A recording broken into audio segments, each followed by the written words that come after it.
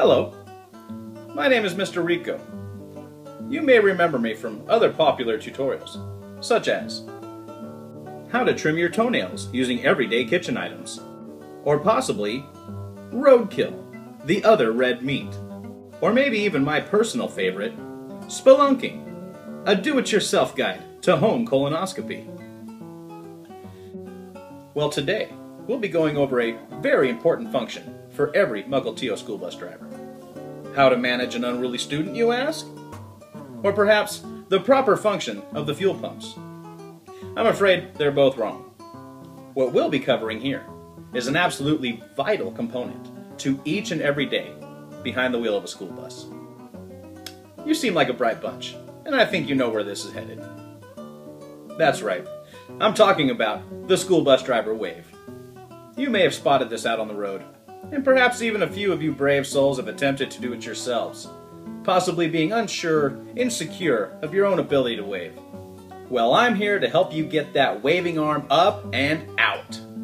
When we're finished here today, you'll be ready to join the ranks of the greatest wavers in the entire world. You will hold your hand high and wave proudly and mightily. If at first you find yourself having trouble, take courage and press on, my friends. Remember, no one was born waving. We all started somewhere. Just listen carefully to my instructions and practice whenever you get the chance. The wave is a part of me deep inside, and soon it'll be a part of you too. So, let's get started. First, decide which of your hands is dominant. In most cases, this would be the hand that you write with, or perhaps the hand that you're best at scratching with.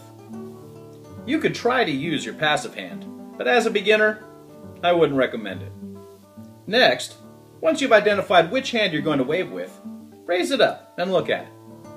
And close all your fingers side by side so there's no gap between them. But remember, closeness is the goal, not discomfort. So if you experience any cramping or bleeding of the fingers, you're doing it wrong. Feel free to lighten up just a little bit. Next, notice your thumb. This is where a lot of beginners get hung up. They're just not sure what to do with this dangly digit. Well, don't you worry, because that's why I'm here, to help. Notice that as you close the gap between your fingers, your thumb naturally finds a resting place slightly outward from your palm. Amazingly, this does this on its own. See? All that worry for nothing. There's no need to force it one way or the other. Once again, if you notice the appearance of any blood, or even possibly hear a knuckle crack, start over, go a little easier, and try to take it slowly. Okay, now you can see that you have the proper hand waving position. Excellent! You're halfway there. Now, carefully raise your hand with your palm extending outward, using your arm and shoulder to support it. Ideally, you want to start with your hand pointing straight up. If it helps, just remember this little ditty. You'll be waving soon when your hand strikes noon. Would you like to hear it again? You'll be waving soon when your hand strikes noon. You see how that worked? Just like the hands of a clock, pointing straight up towards 12 o'clock noon. That little number saved me from numerous embarrassing wave catastrophes when I was first getting started. Now, using your elbow as a pivot point, you're going to swing your hand to the left. If you need to, you can stop and rest it there. However, I would recommend this only happening during your practice time. Once you start your wave in public, it will need to be carried on to completion, or you may suffer ridicule. Now, continue on by swinging your hand out of the left position toward the right.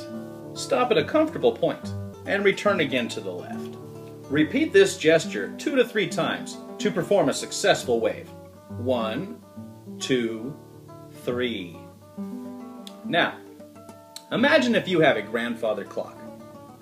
And imagine the pendulum that swings back and forth. Now, imagine that you're upside down, standing on top of your head. Is that clock waving at you? It certainly is. So practice these maneuvers, but most of all, enjoy yourself. Now you're ready to get out there and join the multitude of drivers who are not only eager to wave to you, but to receive yours in return. Once you've completely mastered this level, you may wish to put a little special flair, your own personal touch onto your own wave. There are many heroes of the wave that have created their very own signature gesture. You may be familiar with some of these advanced waving techniques, such as the Ben Hurst, the Renee Duff, the Robert Curtis, the Margaret Rice, she's watching you, the Larry Lawrence, the Mike Shirts, the Karen Haying, and let's not forget our all-stars of the wave, the Debbie Hansen, the John Hobby, the Walter G, the Jimmy Sourbottom,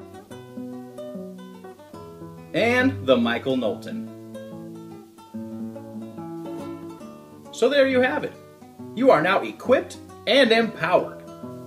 Practice your wave, grow in confidence, and perhaps one day you'll find yourself an all-star too.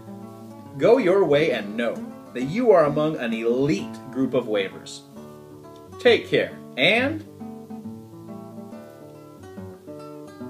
see you on the road.